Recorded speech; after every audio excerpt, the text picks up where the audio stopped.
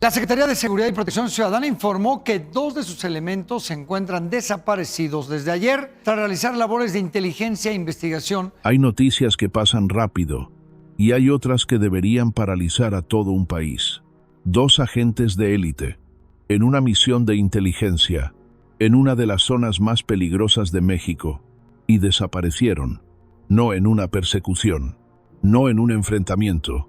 Desaparecieron, como si la tierra se los hubiera tragado. Pero lo más inquietante no fue eso, fue cómo los mandaron a trabajar. ¿Quién envía inteligencia de alto nivel en un vehículo común? ¿Quién pone a sus mejores hombres frente al monstruo sin armadura?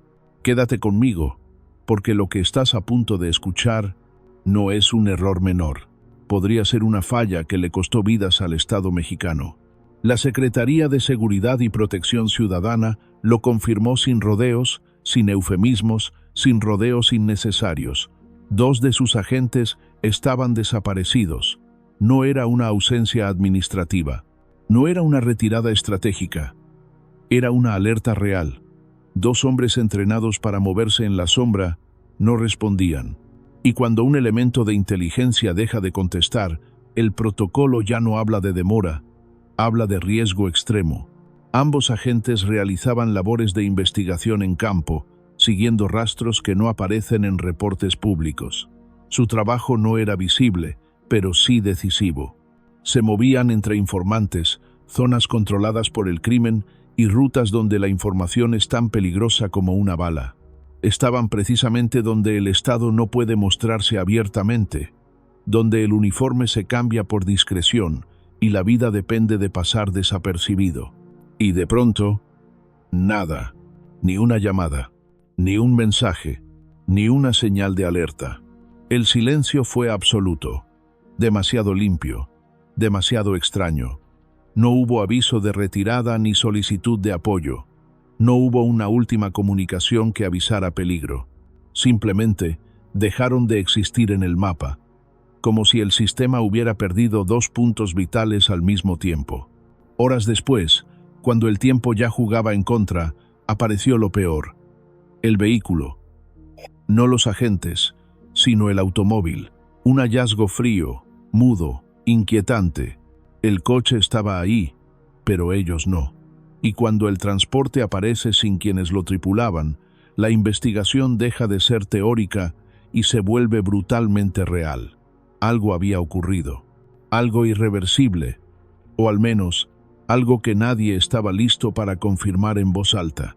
Cuando las primeras imágenes comenzaron a circular, la reacción fue inmediata. Incredulidad.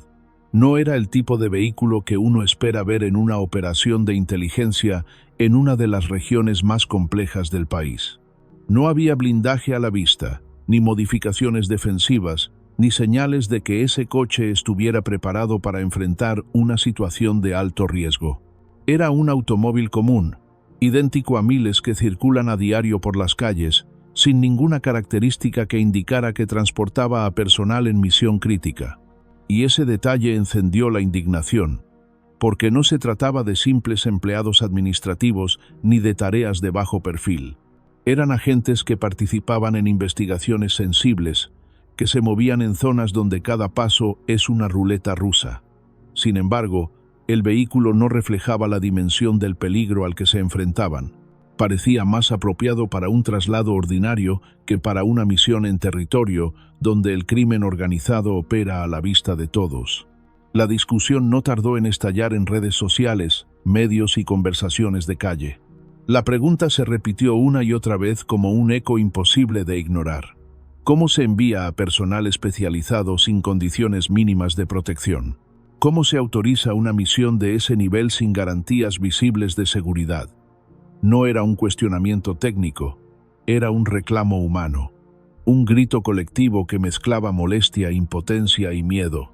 Porque Jalisco no es un destino cualquiera, no es una zona neutra, no es un territorio en calma, es un punto donde la inteligencia no camina, se arrastra, donde una mirada mal calculada puede convertirse en sentencia. Y entonces la duda quedó flotando sobre todo el país, como una sombra que no se disipa. ¿Fue un error de cálculo o una falla más profunda? una cadena de decisiones mal tomadas, o el reflejo de un sistema que, a veces, parece olvidar a quienes están en la primera línea? El vehículo apareció en Zapopan, pero no como un hallazgo tranquilizador. No era el tipo de descubrimiento que alivia, era el tipo que empeora todo. Desde el primer vistazo, quedó claro que no se trataba de un abandono casual ni de una simple unidad extraviada. El automóvil no estaba intacto, ni ordenado, ni normal. Algo había ocurrido ahí, y no fue una escena breve ni sutil. En el interior y alrededor del vehículo, los peritos encontraron indicios que transformaron el caso en algo mucho más grave. Manchas que no debían estar ahí, casquillos que no aparecen por accidente, y equipo táctico dejado atrás, como si no hubiera habido tiempo de recogerlo. No es común que personal entrenado abandone sus herramientas. Cuando lo hacen, es porque algo se acelera, algo se rompe, algo obliga a huir o a ser arrancado del lugar. La escena no olía a abandono voluntario, olía a interrupción, a un momento partido a la mitad, a una acción que no pudo completarse. El tipo de escenario que deja claro que nadie salió caminando con calma. Nadie detuvo el vehículo, apagó el motor y se marchó en silencio. La disposición de los elementos sugería prisa, tensión, ruptura. Aquí la narrativa cambió por completo. Ya no era una desaparición incierta, ya no era un retraso operativo. Era una escena que gritaba conflicto, sometimiento o captura. Algo los separó del vehículo, y no fue una decisión propia. La investigación, desde ese punto, dejó de buscar rastros de traslado y comenzó a buscar señales de intervención. Zapopan se convirtió, así, en algo más que un punto en el mapa. Se transformó en el último rastro visible de dos hombres que no debían desaparecer. El lugar donde su misión se cortó sin aviso. El punto exacto donde el Estado entendió que esto no había sido una falla menor, sino un quiebre profundo.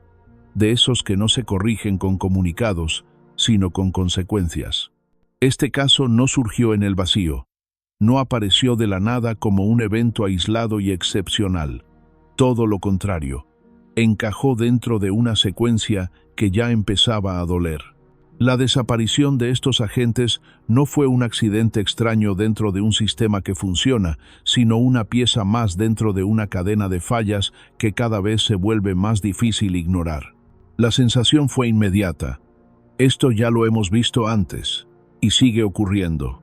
Hace no mucho tiempo, otro elemento fue atacado en circunstancias similares. Se desplazaba sin protección visible, sin blindaje, sin respaldo evidente. Un vehículo ordinario, una rutina aparentemente normal y un desenlace brutal. El ataque no fue fortuito.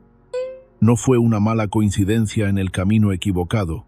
Fue directo, calculado y terminó de la peor manera posible. Un episodio que muchos catalogaron como tragedia, cuando en realidad parecía una advertencia que nadie quiso escuchar. Aquí la discusión deja de ser emocional y se vuelve estructural. No es cuestión de valor personal. No es falta de entrega. Estos agentes no fallan por miedo. Fallan porque no se les ha dado lo suficiente. Porque no se les protege como la misión exige. Porque la estrategia, en ocasiones, se escribe bien en papel, pero se ejecuta mal en el terreno. Y cuando eso ocurre, el costo no es político, es humano. No hablamos de suerte, hablamos de logística. No hablamos de heroicidad, hablamos de previsión. Y la herida que queda abierta es profunda, porque cada episodio se suma al anterior como una cicatriz que no termina de cerrar. Y entonces llega la pregunta que nadie quiere responder en voz alta. ¿Cuántos más tienen que caer para que esto cambie? ¿Cuántos nombres más se necesitan para que la protección no sea promesa, sino realidad? Este caso, según personas cercanas a la investigación, no fue tratado como uno más dentro de una larga lista de expedientes. No fue engavetado ni diluido entre papeles y reportes administrativos. Desde el primer momento, algo cambió en la forma en que se le dio seguimiento. El ambiente dejó de ser burocrático y se volvió operativo, silencioso, preciso, contenido. Versiones no oficiales comenzaron a circular horas después, versiones que hablaban de un movimiento fuera de lo normal, presencia militar discreta, reorganización táctica, equipos que no suelen aparecer en operativos visibles, desplegados sin conferencia ni boletines, nada que se anunciara públicamente, pero demasiado movimiento como para pasarlo por alto, como si el Estado hubiera tomado aire y luego hubiese guardado silencio. No hubo espectáculos, no hubo cámaras, no hubo discursos, solo desplazamientos, ajustes, coordinación. Cuando un caso alcanza este nivel, las decisiones ya no se ventilan, se toman. Lo que sucede entonces ocurre lejos de micrófonos y titulares, donde la narrativa no importa, solo los resultados. La desaparición de personal especializado no se interpreta como un incidente común, es leída como una ruptura de línea, como un límite cruzado. Y cuando eso sucede, la respuesta deja de ser visible y se vuelve quirúrgica. Según estas versiones, nada fue improvisado, nada fue casual, fue una reacción calculada. Una respuesta que no busca likes ni aplausos, busca control. Y aún así, la incógnita queda suspendida en el aire, sin resolución pública. Esto fue una advertencia dirigida a alguien. ¿Fue un ajuste de cuentas silencioso, una señal interna del propio sistema? Nadie lo dice en voz alta, nadie lo confirma. Y precisamente por eso, el silencio pesa más que cualquier comunicado. Este no es solo un caso policial, es una grieta, una falla de sistema, una pregunta incómoda, porque no se puede exigir sacrificio sin ofrecer protección. No puedes mandar soldados sin escudo, no puedes mandar inteligencia sin respaldo, no puedes enviar hombres a morir por negligencia.